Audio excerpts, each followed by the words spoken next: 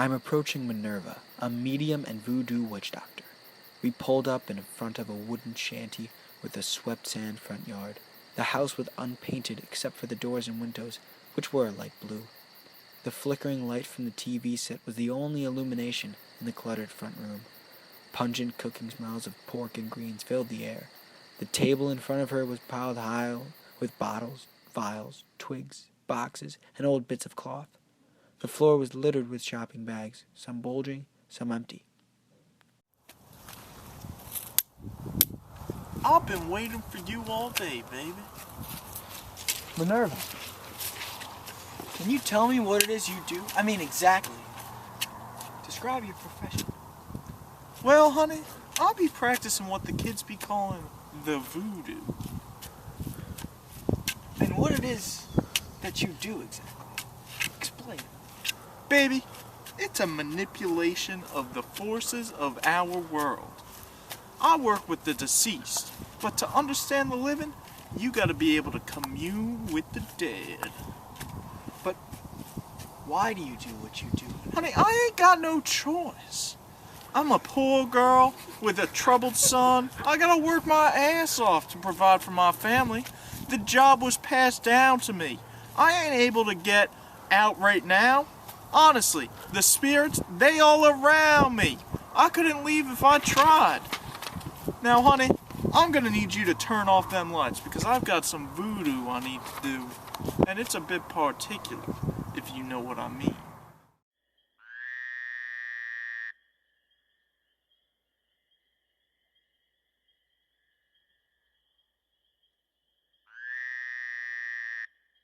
So what do you say to the people,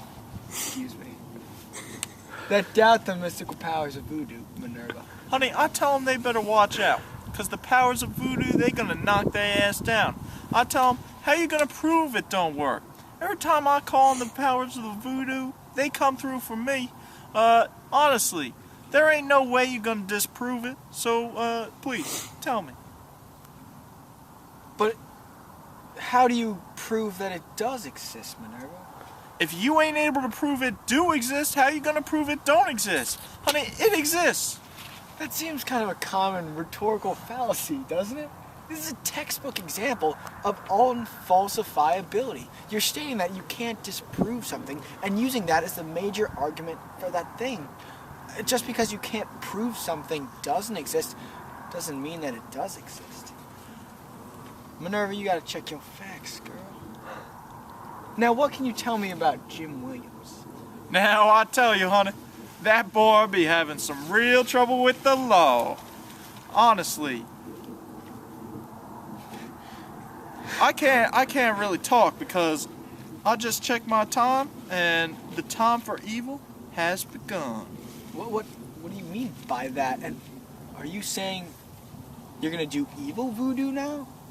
Honey, don't you know about dead time? Aren't No. you knowledgeable about that? I can't say that I am knowledgeable about that. Okay, now you have dead time and it lasts for 1 hour. 30 minutes before is for doing good. The 30 minutes after midnight is for doing evil. Now, I have to go see if that old man Buzzard got my numbers. I ain't trying to let my boy stay in jail.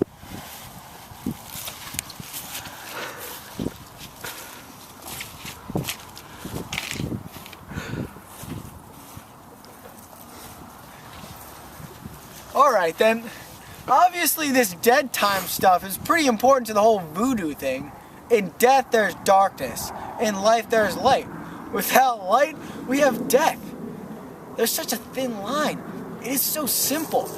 Now these rules, these silly rules about timing and the dimes and the shovels and the water, they represent the line. They cross the line. It's the belief of crossing the line that makes these voodoos exist. You got my numbers down there, Dr. Buzzard. Minerva, who do I go to see? Honey, I don't know what to tell you right now, but I gotta get my numbers from the Dr. Buzzard now. Do I see Jim Williams? Sure, honey.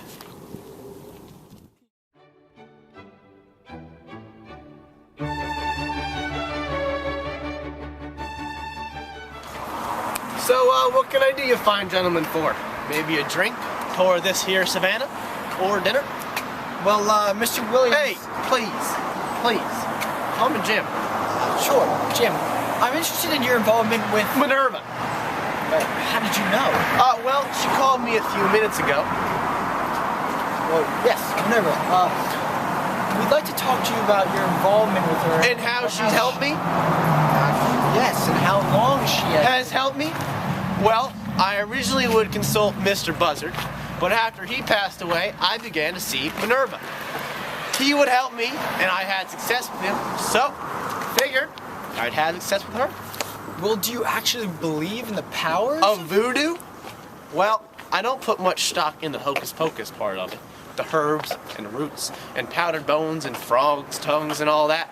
They're all props. But I do have respect for the spiritual force.